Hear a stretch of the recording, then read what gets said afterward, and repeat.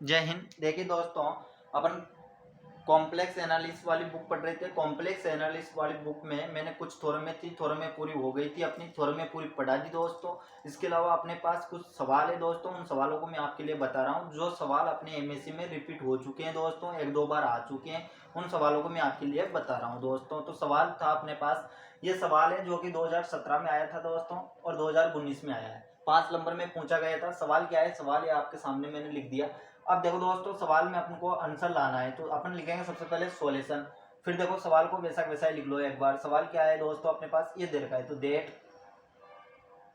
सवाल क्या दे रखा है, तो Z3 प्लस का 2 दे रखा है। ठीक है, ये दे रखा है, वो डी जेड दे रखा है। यहाँ पर एक्स का मान ये दे रखा है, वाई का मान ये दे रखा है और बिंदु दे रखा है ये। तो देखो 0 0 पर देखो, एक तो पहले चित्र बनाओ आप। तो ये तो एक्स अक्ष हो गया, ये क्या हो गया अपने पास वाई अक्ष, और 0 बिंदु कहाँ पर होगा, तो अपन जानते हैं वाई और एक्स का दोनों का उसने क्या दिया है, 0,0 बिंदु दिया है एक। तो दूसरा बिंदु क्या दिया है, पाई ए। तो पाई ए वो हो सकता है, वो बिंदु यहाँ पर, वो पाई ए बिंदु कहाँ पर है, यहाँ पर मान लिया अपन ने।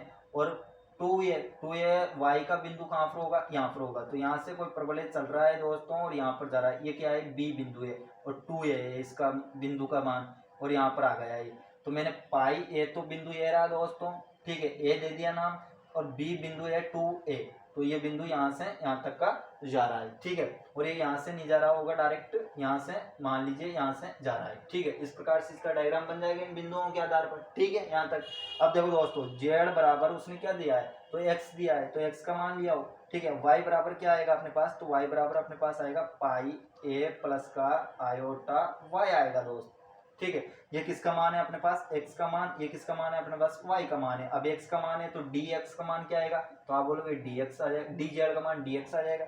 इसका अवकलन करो तो dy का मान क्या आएगा, तो आप बोलोगे यहाँ पर आ जाएगा आयोटा dl y आ जाएगा, ये इसका मान आ जाएगा। यहाँ पर भी ये क्या है, z के बराबर है दोस्त, माफ कीजिएगा, यहाँ पर z लिखना पड़ेगा। तो dz का मान एक तरफ क्या गया, डी एक्स आ गया, एक तरफ क्या गया, आयोटा डी वाई आ गया। यहाँ तक चीजें समझ में आ गई। अब अपन इस सवाल को करेंगे कैसे, तो वही सीखते हैं दोस्तों। देखो अब मैं इसको साफ कर देता हूँ और आपके लिए सवाल को बताता हूँ। तो देखो दोस्तों, अब अपन को सवाल करना है, तो सवाल को कैसे करेंगे। अच्छा, आपकी लिमिट तो समझ में आ गई दोस्तों।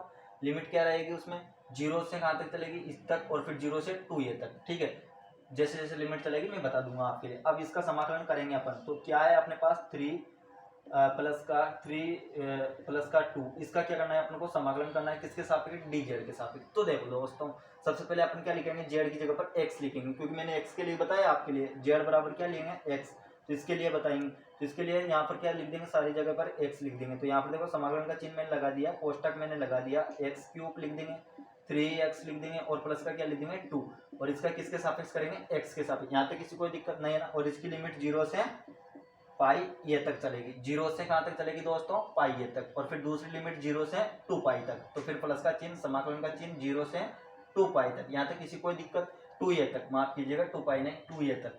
ठीक है, यहाँ तक किसी कोई दिक्कत नहीं है ना। अब यहाँ पर क्या लिखेंगे, तो यहाँ पर लिखेंगे जेड बराबर क्या लिखेंगे, मैंने अभी बताया यहाँ पर क्या लिखा, तो यहाँ पर आपने लिखा एक्स, यहाँ पर क्या लिखेंगे, आयोटा वाई लिखेंगे मेरे भाई, क्या लिखेंगे, आयोटा वाई। तो यहाँ पर लिखते हैं, आयोटा वाई नहीं लिखेंगे मेरे भाई, मैंने बताया था अभी अभी आपके लिए, पाई ए प्लस का आयोटा वाई बताया था। तो इसको रखेंगे दोस्तों जेड की जगह पर, किसके लिए, 0 से 2a की लिमिट चलेगी जिसके लिए, और 0 से पाई ए के लिए चलेगी उसकी जगह पर। तो जेड की जगह पर एक्स रखेंगे और जेड की जगह पर इस मान को रखेंगे। तो रखिए यहाँ पर जेड आ रहा है, तो जेड आ रहा है, तो जेड की जगह पर क्या रखेंगे, पाई ए प्लस का आयोटा वाई का क्या लिख देंगे, क्यूब, प्लस का 3, और फिर क्या लिखेंगे, पाई ए प्लस का आयोटा वाई, प्लस का क्या लिखेंगे 2, और इसका पूरा का ब्रैकेट लगा देंगे, और पीछे क्या लिखेंगे, तो पीछे लिखेंगे मेरे भाई आयोटा वाई डी वाई, माफ कीजिएगा यहाँ पर आएगा डी वाई। किसी को कोई दिक्कत है क्या, इसके पूरा का ब्रैकेट लगाना चाहो तो लगा सकते हो आप। ठीक है, यहाँ पर बराबर का चिन्ह लिख देना। यहाँ तक सबके समझ में आ गई चीजें। अब देखो दोस्तों, अब अपन क्या करेंगे, इसका समाकलन करेंगे। तो इसका समाकलन कर लेते हैं। इसका समाकलन क्या हो जाएगा, एक्स क्यूब का, तो आप जानते हैं एक्स क्यूब का हो जाएगा एक्स की पावर 4 अपॉन क्या जाएगा 4।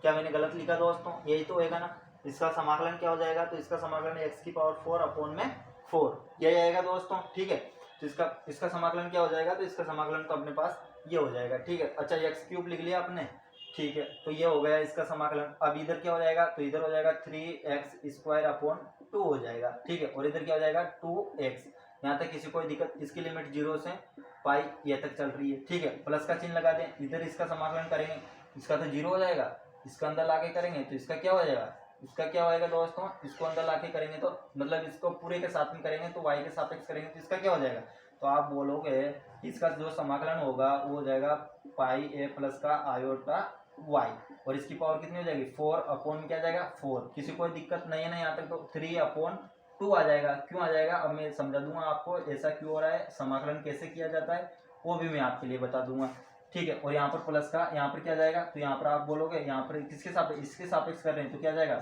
2 आयोटा y। यहाँ तक किसी कोई दिक्कत नहीं है ना, और 0 से 2 ये तक चल रही। अब देखो दोस्तों 2 ये तक इसकी लिमिट चल रही थी, ठीक है ना। अब इसका ऐसा क्यों हुआ, तो देखो समाकलन का जिसको सूत्र पता नहीं है वो सूत्र लिख लीजिएगा। देखो समाकलन का सूत्र होता है समाकलन का चिन्ह x की पावर n dx। इसका समाकलन क्या होगा, इसका समाकलन होता है x की पावर n प्लस का 1 अपॉन में क्या आता है n प्लस का 1 आता है, और प्लस का क्या लगाते हैं c। आप चाहो तो c लगा सकते हो, नहीं लगाना चाहो तो कोई बात नहीं है। अब देखो दोस्तों n का मान यहाँ पर क्या था, तो n का मान आप बोलोगे 3 था, तो 3 लिख दिया मैंने, ठीक है। x था तो x ही लिखा, 3 लिख दिया, 3 में 1 जोड़ेंगे तो कितने हो जाएंगे 4 हो जाएंगे, इसलिए x की पावर कितनी होगी 4।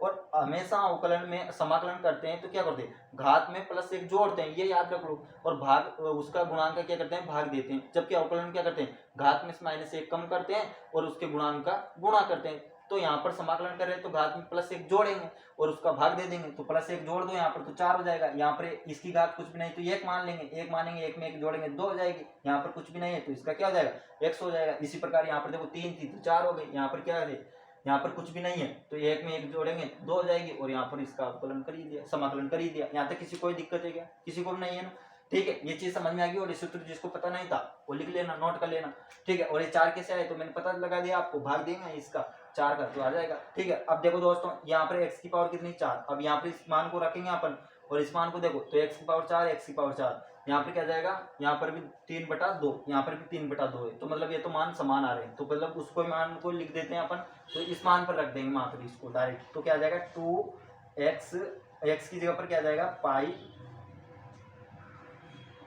ये आ जाएगा दोस्तों, इसको 0 आएगा।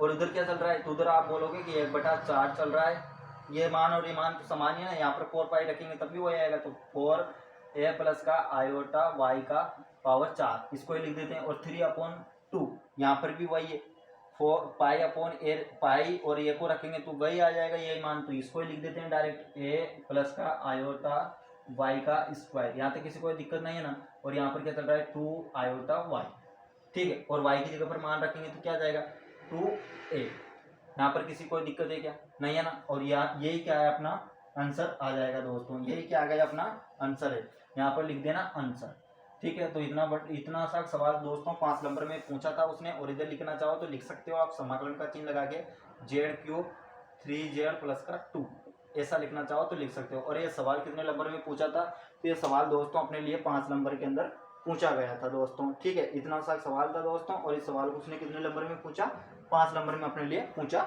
गया था, ठीक है। तो यहाँ तक आ गया होगा आपको समझ में सब कुछ, ठीक है दोस्तों। नहीं आया हो तो आप समझ सकते हैं, फिर मैं बता दूंगा। यहाँ पर क्या रखेंगे अपन 2y की जगह पर यदि मान रखना चाहो आप, आपकी इच्छा हो तो रख सकते हो आप, कोई दिक्कत नहीं है उसमें, मान रखना चाहो तो रख सकते हो। 2a को y की जगह पर यहाँ पर रख दो, यहाँ पर रख दो, किसी को कोई दिक्कत नहीं होगी, ठीक है। 2 की जगह पर y की जगह पर मान रखना चाहो तो रख सकते हो, जैसे कि मैं रख के बता दूं आपके लिए, तो रख देते हैं अपन, कोई बात नहीं। y का मान रखना चाहो तो रख दो, यहाँ पर रख देते हैं अपन y का मान। तो y का मान क्या रखेंगे, y का मान रख देंगे 2a आयोटा हो जाएगा, y का मान रखेंगे 2a, तो 2a रखेंगे तो यहाँ पर क्या हो जाएगा 2a आयोटा हो गया, ठीक है। बस अब अपना आंसर आ गया, ये खत्म हो गया दोस्तों, ठीक है। तो लाइक कीजिए दोस्तों, सब्सक्राइब कीजिए, अपना सवाल खत्म हुआ, ठीक है। जय हिंद जय भारत दोस्तों।